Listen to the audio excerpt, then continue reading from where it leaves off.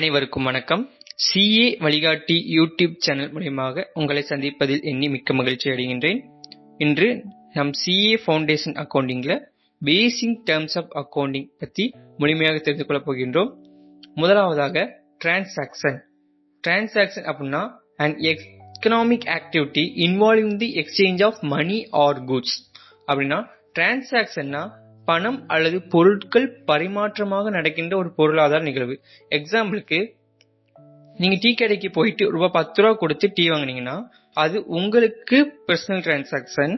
ஆனா அந்த டீ கடைக்கு அது பிசினஸ் டிரான்சாக்சன். அது economic activity involving the exchange of money or goods. இதுதான் டிரான்சாக்சன். அக்கவுண்ட். அக்கவுண்ட் அப்படின்னா ஒரு குறிப்பிட்ட நபர் அல்லது பொருளோட தொடர்புடைய எல்லா டிரான்சாக்சன் எழுதி வைக்கிற ஒரு பதிவு.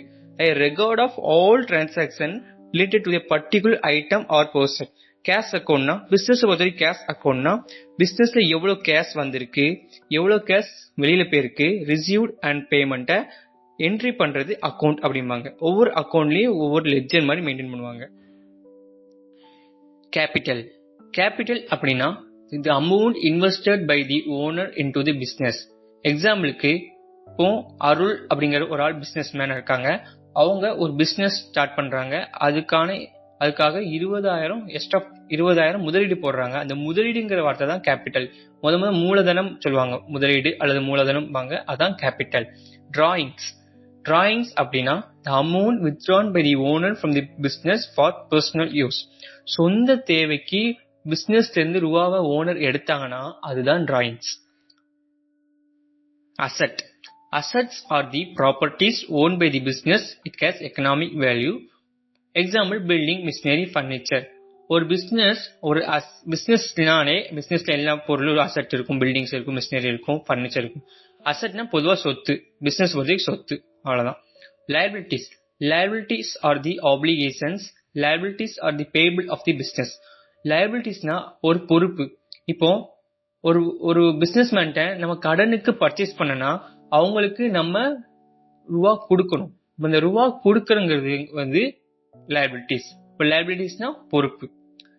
இப்போ example, amounts the business owes to outsider like creditors. இப்போ லோன் பேங்க்ல இருந்து பர்ச்சேஸ் பண்றோம்னா நம்ம லோனுங்கிறது நமக்கு liability, நம்ம திருப்பி கொடுக்க வேண்டியது நமக்குள்ள ஒரு பொறுப்பு. அடுத்து revenue. Income earned by the business through its operation. ஒரு பிசினஸ் இன்கம் ஏர்ன் பண்ணுதுன்னா சம்பாதிக்குன்னா அதுதான் ரெவென்யூ அப்படிம்பாங்க. எக்ஸாம்பிளுக்கு சேல்ஸ். இப்போ ஒரு பொருளை விற்கிறாங்கன்னா அது மூலியமா என்ன ஜெனரேட் ஆகும், இன்கம் ஜெனரேட் ஆகும், அதுதான் ரெவென்யூங்காங்க. அடுத்து expenditure. Cash paid in consideration for receiving the services. நமக்கு ஒரு சர்வீசஸ் தேவைப்படுதுன்னு நம்ம ஒரு கேஷ் பே பண்றோம்னா அதுதான் எக்ஸ்பெண்டிச்சர். நம்ம செலவு பண்றோம் ஃபார் ரிசீவிங் தி சர்வீசஸ். எக்ஸாம்பிளுக்கு ரெண்ட். பிசினஸ்னா பிசினஸ் ஒரு ரெண்டல் பில்டிங்ல வாடகைக்கு இருக்கும். அப்போ என்ன பண்ணுவோம், நம்ம அமௌண்ட் பே பண்ணுவோம், ரெண்டா பே பண்ணுவோம். நம்ம எதுக்கு, for receiving the services is called expenditure. Profit. ப்ராஃபிட்னா profit is made from the business through the performance of the business like sales expenses. நம்ம சேல்ஸ் எக்ஸ்பென்சஸ் எவ்வளவு பண்றோமோ சேல்ஸ் எக்ஸ்பென்சஸ். இப்போ நிறைய சேல்ஸ் பண்றோம்னா ப்ராஃபிட் வரும், நிறைய எக்ஸ்பென்சஸ் பண்றோம்னா லாஸ் வரும். அப்போ ஒரு பிசினஸோட மெயின் மோட்டிவ் ப்ராஃபிட் தான். Profit is the ultimate aim of the business. Loss when expenses exceed the revenue of the business. அப்படின்னா ஒரு பிசினஸோட செலவு அதிகமா இருந்து ரெவென்யூ கம்மியா இருந்தா அதான் லாஸ். புரியுதா? இப்ப sundry debtors. Sundry debtors is a person purchase goods from us on credit. It is also called as trade receivables. ஒன்னும் இல்ல, நம்மகிட்ட இருந்து பொருளை நம்ம தான் பிசினஸ் வச்சிருக்கோம், ஒரு மேனுஃபேக்சரிங் பிசினஸ். நம்மகிட்ட இருந்து பொருளை கடனுக்கு வாங்கினாங்கன்னா நமக்கு அவங்க சன்ட்ரி டெட்டார்ஸ், நமக்கு கொடுக்க வேண்டியங்க. இவங்க வந்து ட்ரேட் ரிசீவபிள்ஸ் அப்படிம்பாங்க. சன்ட்ரி கிரெடிட்டார்ஸ் அப்படின்னா creditor is a person sold goods to us on credit. It is also called as trade payables. இப்போ நம்ம வந்து வேற பிசினஸ் மேனுஃபேக்சரிங் பிசினஸ் வந்து goods பர்ச்சேஸ் கடனுக்கு பர்ச்சேஸ் பண்ணாங்கன்னா நமக்கு வந்து அவங்க வந்து சன்ட்ரி கிரெடிட்டார்ஸ். இப்போ goods purchased from Bala on credit. கிரெடிட்னா நம்ம கூட்ஸ் பாலாட்ட இருந்து பர்ச்சேஸ் பண்ணிருக்கோம், நமக்கு பாலாங்கிறவங்க வந்து நமக்கு சன்ட்ரி கிரெடிட்டார்ஸ், நம்ம திருப்பி கொடுக்கணும் அவனுக்கு ரூபாவை. So next loans, money borrowed from the bank by us. நம்ம வந்து பேங்க்ல பணம் வாங்குறோம், பேங்க்ல இருந்து லோன் வாங்குறோமா, அதான் லோன்ஸ். ஜென்ரலா அது கான்செப்ட் எல்லாம் இது தெரியும். அட்வான்சஸ், அட்வான்சஸ்னா cash credit given by us to someone is called advances. நம்ம வேற யாருக்கும் கடன் பணமா கொடுத்தோம்னா that means advances. அடுத்து goods, items purchased for resale in the normal course of the business.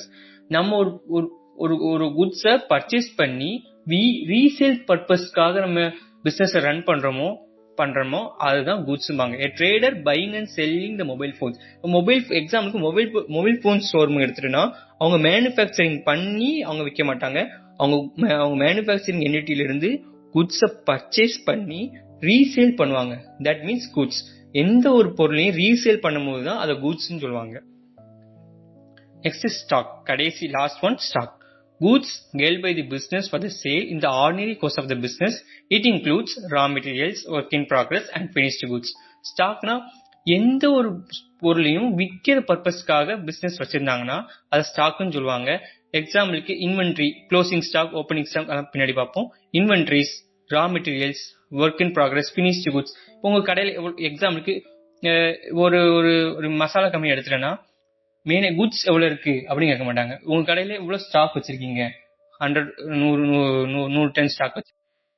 இந்த வீடியோ உங்களுக்கு பயனுள்ளதா இருந்ததுன்னா அப்படின்னா கீழே யூஸ்ஃபுல் அப்படின்னு கமெண்ட் பண்ணுங்க. இதே போல இன்னும் வீடியோக்களுக்கு சப்ஸ்கிரைப் பண்ணுங்க, பெல் ஐக்கானை கிளிக் பண்ணுங்க. நம்ம அடுத்த வீடியோல சந்திப்போம். நன்றி, வணக்கம்.